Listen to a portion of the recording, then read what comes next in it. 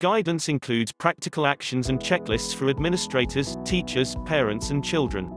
The International Federation of the Red Cross (IFRC), UNICEF and the World Health Organization (WHO) today issued new guidance to help protect children and schools from transmission of the COVID-19 virus.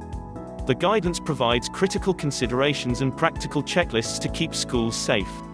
It also advises national and local authorities on how to adapt and implement emergency plans for educational facilities. In the event of school closures, the guidance includes recommendations to mitigate against the possible negative impacts on children's learning and well-being. This means having solid plans in place to ensure the continuity of learning, including remote learning options such as online education strategies and radio broadcasts of academic content, and access to essential services for all children.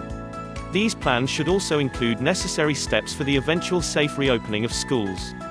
Where schools remain open, and to make sure that children and their families remain protected and informed, the guidance calls for providing children with information about how to protect themselves, promoting best handwashing and hygiene practices and providing hygiene supplies, cleaning and disinfecting school buildings, especially water and sanitation facilities, and increasing airflow and ventilation.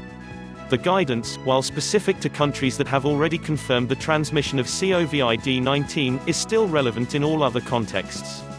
Education can encourage students to become advocates for disease prevention and control at home, in school, and in the community by talking to others about how to prevent the spread of viruses. Maintaining safe school operations or reopening schools after a closure requires many considerations, but if done well, can promote public health. For example, safe school guidelines implemented in Guinea, Liberia and Sierra Leone during the outbreak of Ebola virus disease from 2014 to 2016 helped prevent school-based transmissions of the virus. UNICEF is urging schools, whether open or helping students through remote learning, to provide students with holistic support.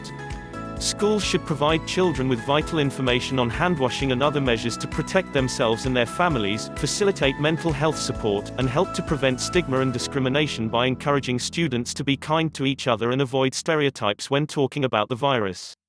The new guidance also offers helpful tips and checklists for parents and caregivers, as well as children and students themselves.